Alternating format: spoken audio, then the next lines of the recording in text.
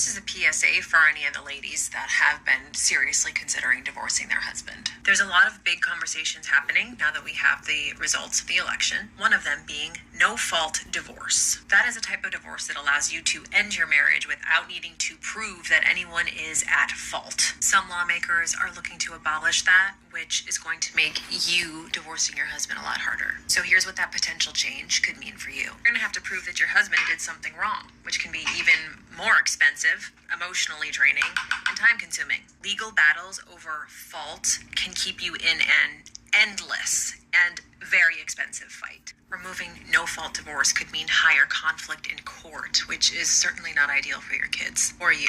Without no-fault divorce, you lose the freedom to decide when to leave your marriage. Your private decision could be left up to someone else's idea of what's right. So if you're unhappy in your marriage, now might be the time to act. Protect your right to choose what is best for you and your kids before it's taken away. Because the reasons that you want to leave your marriage are no one else's fucking business.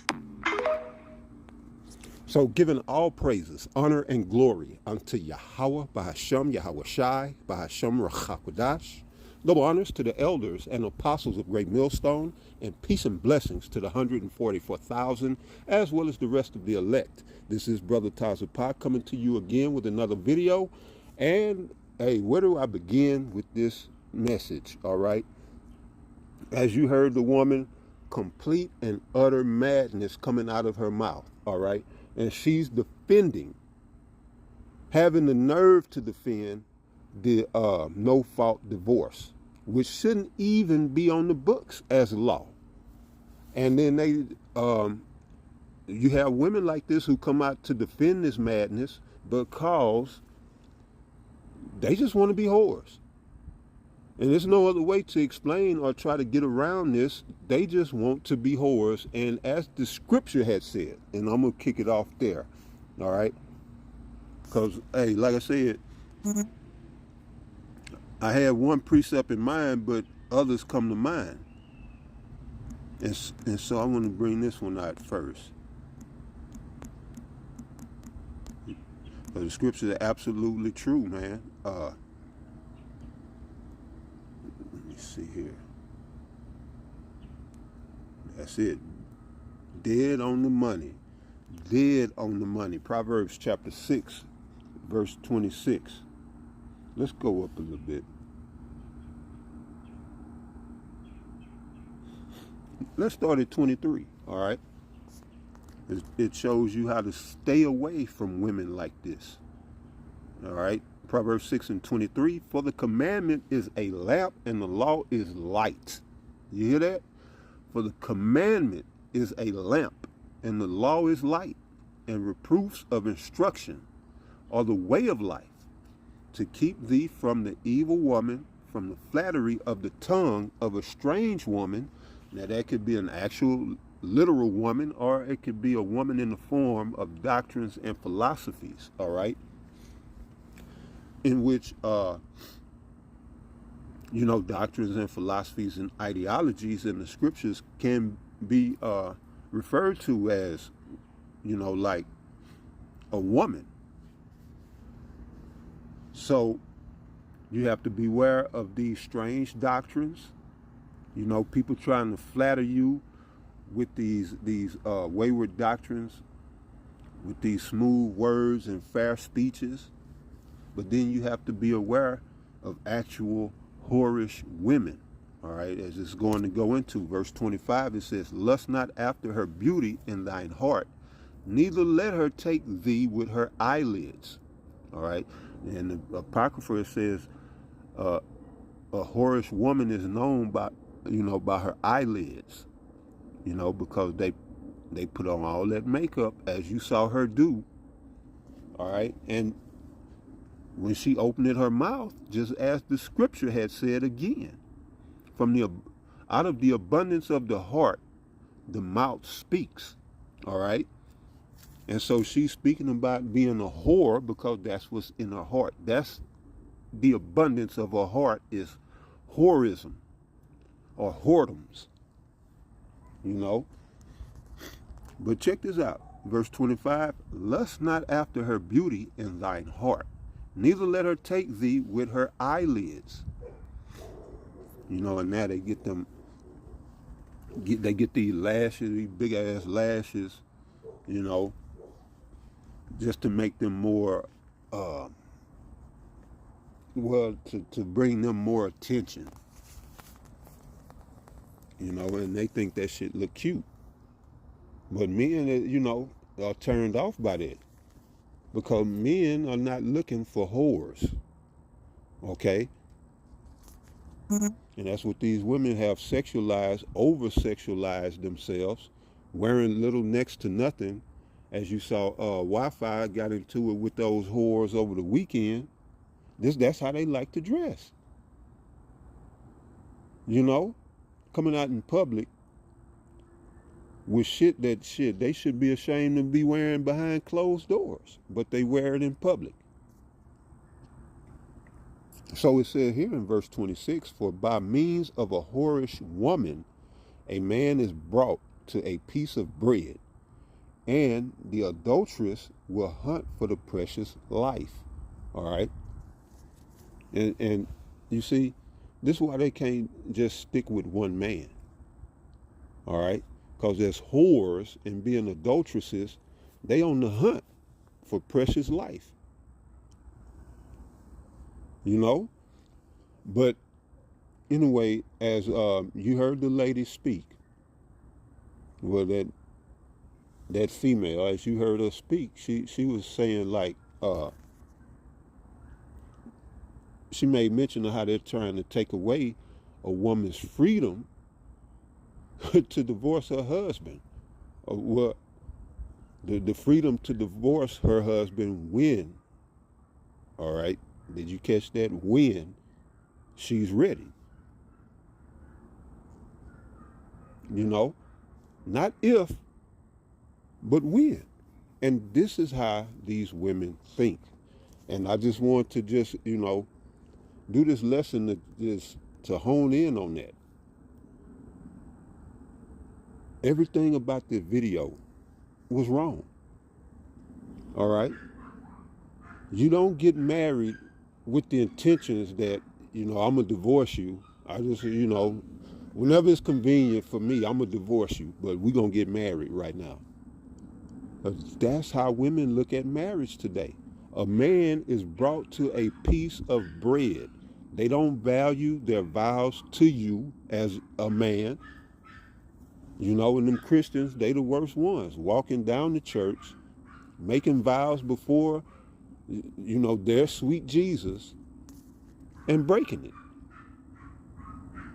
Not even having any issue. They don't even lose sleep. It's not even a dilemma for them to divorce their husband. They don't fight to keep their marriages.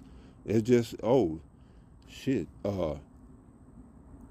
you wearing red drawers with a white t-shirt, that's too much for me. That's it. I'm getting a divorce. You know? Oh, you don't like to pick up your, you know, you leave your socks on the floor. Or you leave your drawers on the floor.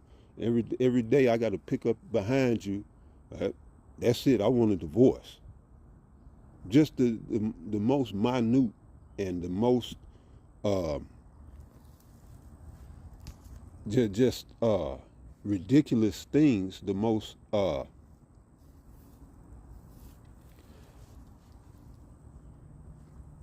forget the term, but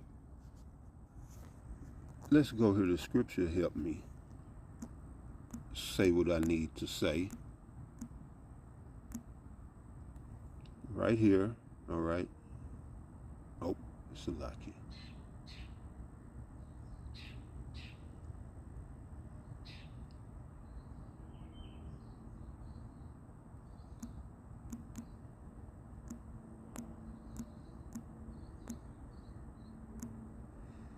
All right. So here at Ecclesiastes chapter 10, verse 6. Folly is set in great dignity, and the rich sit in low place. Okay? So that's what we have in America. Here in Babylon, the virgin daughter of Babylon is we have folly being set in great dignity. Here she is instructing women who was, considering getting a divorce, maybe unhappy in their marriage, maybe working out some issues in their marriage, and she's giving the advice to break the law. And that's standard here in Babylon.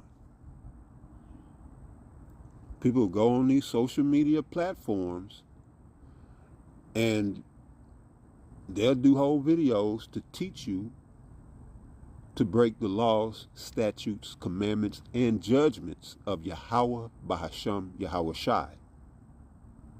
And so this is why Ecclesiastes 10:6 says what it says. And again, folly is set in great dignity.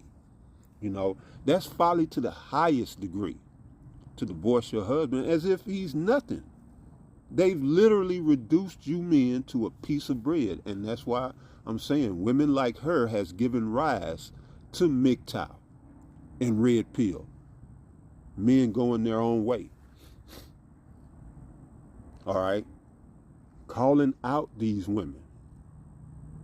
Leaving these women. Then they got the nerve to even go on social media and say that, they're going to withhold the sex. They're going to withhold sex from their men. And so now you see what the hype was all about. Everybody that voted for Kamala was of that rainbow type and these whorish types. People who wanted to, continue living in their folly. So in other words, the women mad, all women, all right, the Negro, Latina, and Native American woman mad at the Hebrew Israelite man, because we didn't get behind in a overwhelming fashion. We didn't get behind Kamala Harris. All right. But here's the thing. The only reason these women got behind Kamala is so that they could continue being the whores that they strive to be. All right? That they strive and work hard to be. And how dare we, as their men, as their protectors, all right, as their providers, not want that for them not to have no-fault divorce and keep their families together, for them not to have abortions, all right, and quit murdering Hebrew Israelite children. We're wrong at Great Millstone. We're wrong for wanting families, the things that has sustained life since life been on this earth. All right, families, marriage, man and woman coming together, creating. All right, building strong, healthy, beautiful families. Then growing into tribes and nations. All right, we're wrong.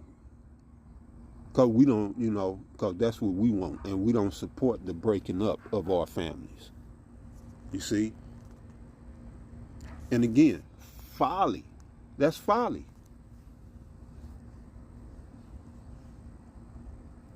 To the highest degree, that is folly. Go and get a divorce if you're thinking about it. Go and get it now because they're looking to take no-fault divorce off the books.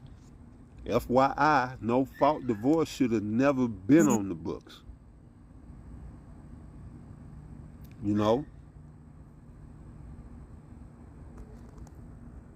And see that, now I'm thinking about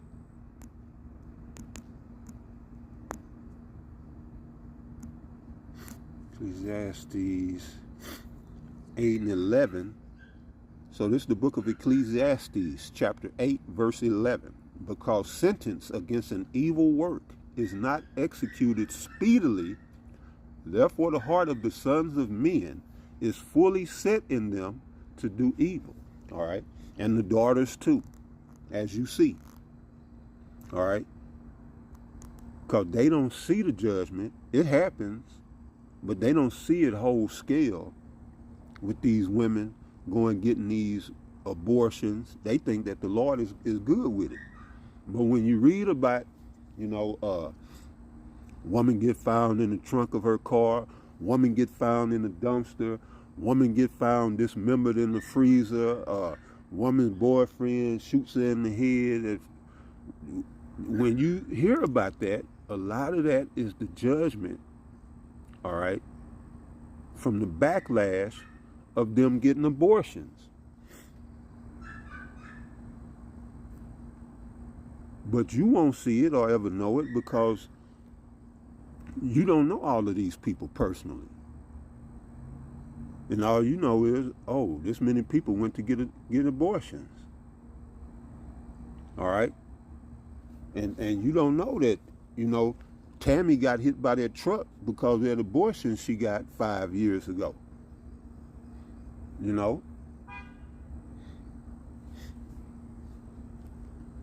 Shit, Danielle went to goddamn Jamaica and caught HIV because of that abortion she got last year.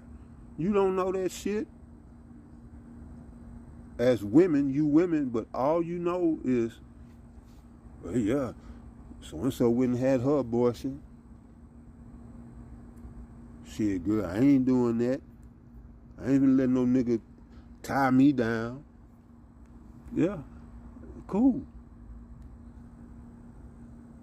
That's cool, because what y'all is failing to understand is that y'all are non-desirable. And I'm not just talking to the Israelite woman, all right?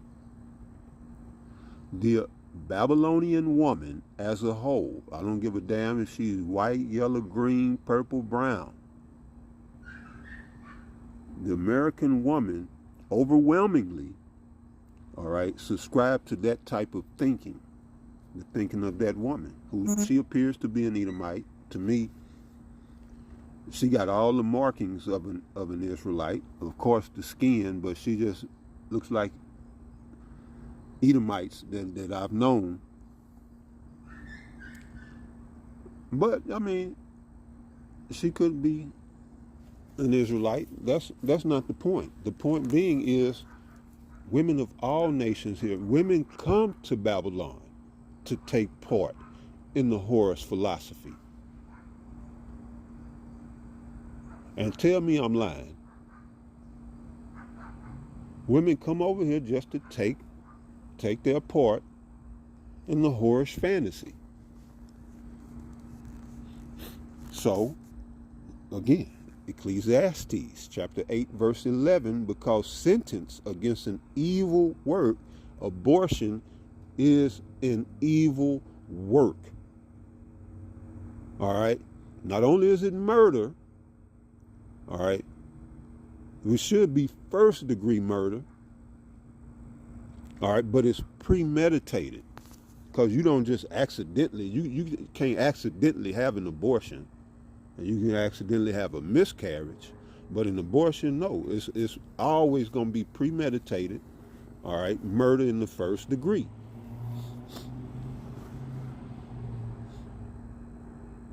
So it don't get no more evil than that.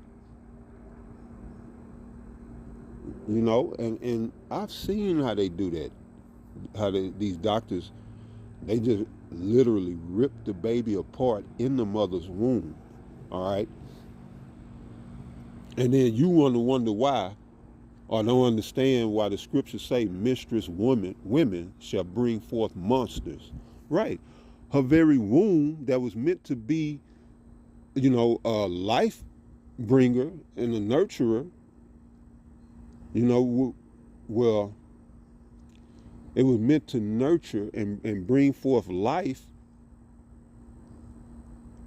All women have let this man turn their wombs into killing fields. All right? So when you do decide to finally have that child, that trauma is embedded in you and it's going to go into that child. It's going to be imprinted in that child's DNA. All right, because of the trauma that you put your body and your womb and that previous child into, that sticks with you. And so when you had a child and then, 20 years down the road, that child murdered you, and then everybody want to say, oh, that's so sad.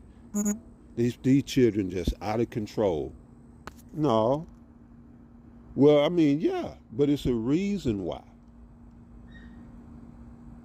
they're out of control. All right? Because the enemy, Esau, has put forth every measure to make sure that all women are not fit to give birth to men of the Lord. That's what it boils down to. You destroy the womb, you destroy the children. All right? Now they destroying the seed as well. But yeah, you get to that womb, shit, then you could affect what comes out of that womb. All right? So let's say a woman didn't have an abortion, but she done laid with 100 men. Well, let's get a number, like, let's say she done had 5 men previous. Well, those 5 men's semen have also imprinted her DNA.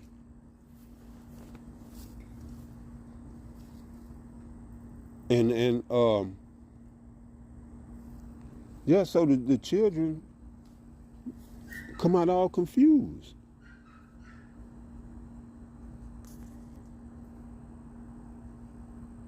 You see it in society, all right? You don't have to take my word for it.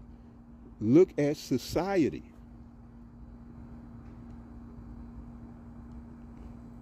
And all women want more of this madness. They want more of it. And this is why a woman should not be allowed to teach or to lead, other than children, if she's in her right mind. But a woman shouldn't be in any position of authority because they think with emotions. And you heard how she was saying, yeah, they're going to take away your freedom to leave your husband. I have to paraphrase how she said it. But can you believe that? They think they have a right to divorce you as her husband. She thinks she has the right to leave whenever she get ready. Who the fuck, as a man, who wants that? And you sitting here building and providing, protecting, and then one day this bitch just gonna up and leave. Which, I mean, men in America should expect that today. If you walking down the aisle with a woman, you should expect that she's going to leave you. Because that's all I've ever saw. That's all I've ever seen. Ain't nobody growing old together no more. These women look at us as pieces of bread. Shit, you eat one, eat a slice, there's some more slices and go in there, reach in there and get another slice out the bag, out the loaf. That's how they look at you. Shit, fuck him, I'll just give me another slice. All right? We've been reduced to a piece of bread.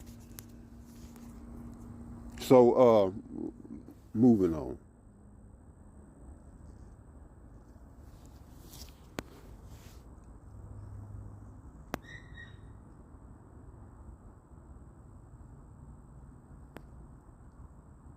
All All right, so, matter of fact, I got to finish that. Salakia. So Ecclesiastes chapter 8 verse 11, because sentence against an evil work is not executed speedily, therefore the heart of the sons of men is fully set in them to do evil. So, right, because they think that the Most High ain't jacking them up. Their heart is fully set in this abortion and divorce thing, all right? And not giving a fuck about men or their seed. And if they've, bought into it full-fledged, like, yeah, that's the right thing to do. Your husband ain't pleasing you, girl, leave his ass. That's the world that we live in. Now I want to go here. Yep. For by means of back in Proverbs 6 and 26. For by means of a whorish woman, all right, a whorish woman, a man is brought to a piece of bread, and the adulteress will hunt for the precious life. All right. So we went into that. All right. So this is the scripture I thought I was going to start with, but we're going to bring this out now. Isaiah 47, verse 1. Come down and sit in the dust, O virgin daughter of Babylon. Sit on the ground. There is no throne, O daughter of the Chaldeans. For thou shalt no more be called tender and delicate.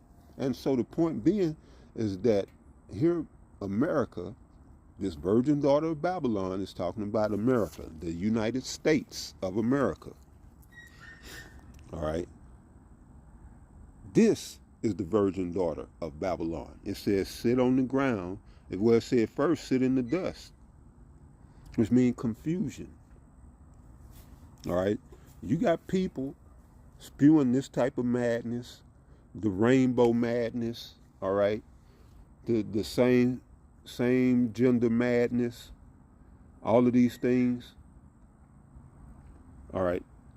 That's what the dust is about. Dust symbolizing confusion. All right. Now she had the nerve to try to mention the children. You just do what's right. What's best for you and your children, what's best for you and the children is to stay with your husband. All right. To stay with your husband. That's what's best for the children. But when you think emotional, you don't see that. Logically thinking, yes. Who in their right mind wouldn't agree that children do better in two-parent households? Who wouldn't agree to that? The single American woman. That's who. All right? Not a woman who put in the work with her husband and went through the ups and downs to make it work. She's not going to agree with that shit. Only the single whores in America, all right, well, wouldn't agree that children are better off in two-parent households. All right, and if they are to succeed in a single-parent household, they'll succeed with the father.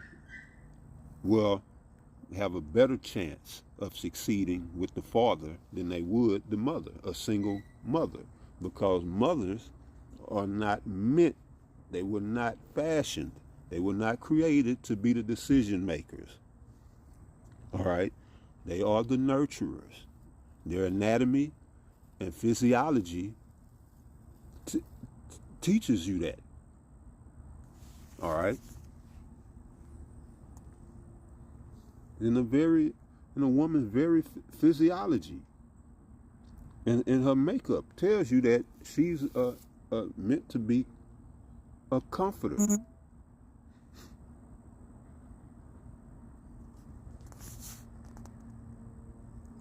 But yeah, this place has gone to shit. This place has gone to shit because people are serving their own bellies instead of the true and living power. This is Matthew 12 and 39. It says, but he answered and said unto them, Salakia. Matthew chapter 12, verse 39. But he answered and said unto them, an evil and adulterous generation seeketh after a sign, and there shall no sign be given to it but the sign of the prophet Jonas. All right. For as Jonas was 3 days and 3 nights in the whale's belly, so shall the Son of Man be 3 days and 3 nights in the heart of the earth. The men of, well, that's the point, that this is an evil and adulterous generation. And now you see why. Because no one, well, the women here in this society, all right, in Esau's kingdom, they don't value marriage. They don't value that sacred bond and that unity between man and wife, husband and wife. All right, that's a sacred bond. All right.